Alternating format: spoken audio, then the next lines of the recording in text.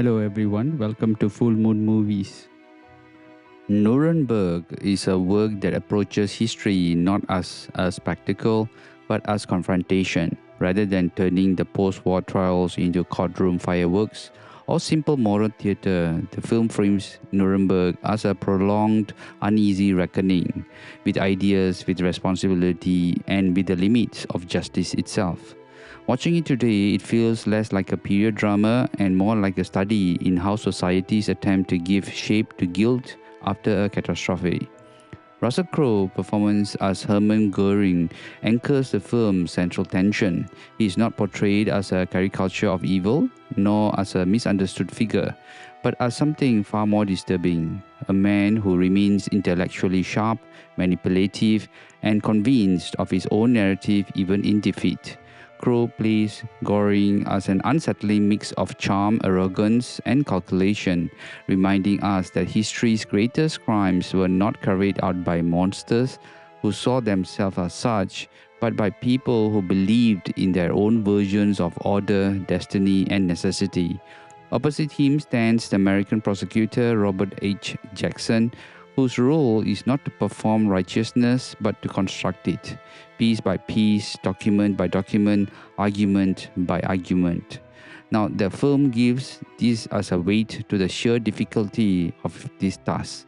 Now, this is not a story about winning a case. It's about defining what a crime against humanity even really means in legal terms.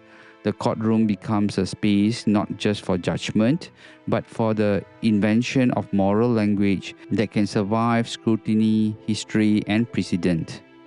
What makes Nuremberg particularly compelling is his refusal to rush. The pacing is deliberate, sometimes austere, because the subject demands it. The film spends time on preparation, on doubt, on political pressure, and on the uneasiness of compromises required to make the trials possible at all. Justice here is not clean or triumphant, but it is a procedural, contested, and fragile. The restraint gives the film its quiet authority. The visual approach mirrors this seriousness. This is little attempt to stylize events into cinematic grandeur.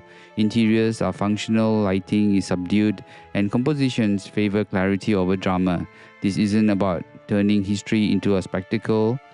It's about allowing the weight of testimony, documents, and human presence to do the work. The camera observes more than it declares, reinforcing the idea that what's being built here is not a narrative climax but a historical foundation. The film is also careful in how it presents the defendants beyond Göring.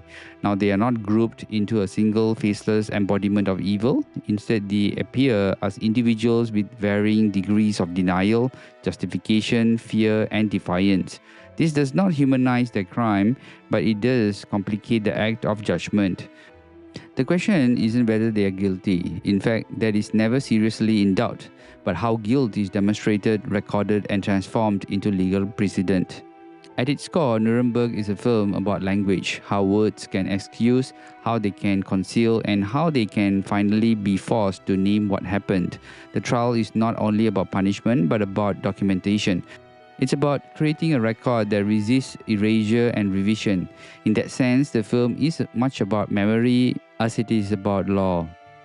Crowe's Göring embodies the danger of rhetorical confidence. He argues, reframes, and provokes, attempting to turn the courtroom into a stage for ideological performance. The film does not grant him victory, but it does not really also grant him presence, now which makes the prosecution's task feel all the more necessary and all the more difficult. Justice here is not achieved by silencing him, but by exposing the limits of his arguments in a forum that insists on evidence over assertion. The supporting cast and the performances reinforce the film's institutional focus. There are no heroic monologues designed to elicit applause. Instead, they are moments of exhaustion, frustration, and moral uncertainty.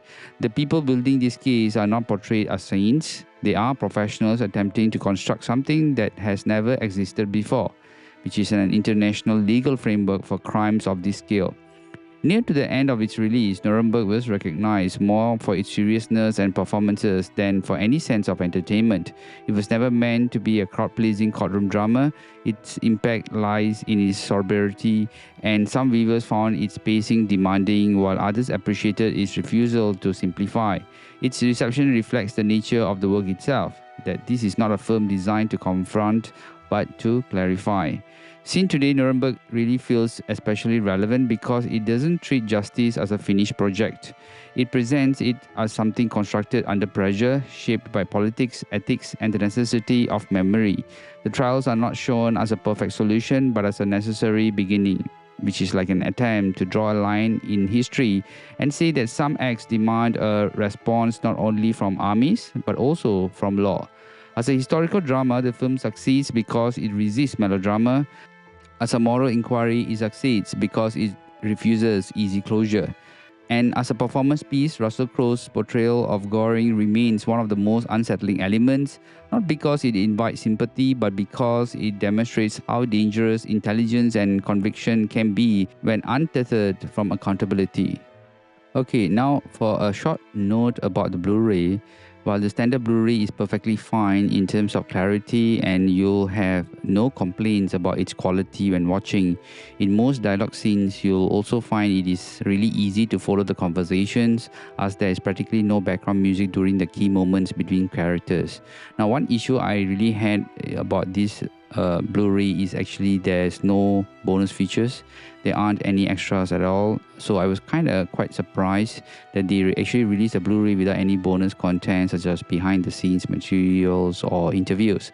However, for World War II buffs, this still really makes a good addition for their movie collection. In conclusion, Nuremberg endures as a film about responsibility, not only the responsibility of the accused, but the responsibility of societies to remember, to record, and to judge. It reminds us that justice is not just simply about punishment, but also about naming, defining, and refusing to forget. In that sense, it is not just a film about the past, but a meditation on how the present decides what the past really means. Now, this movie is a must-watch.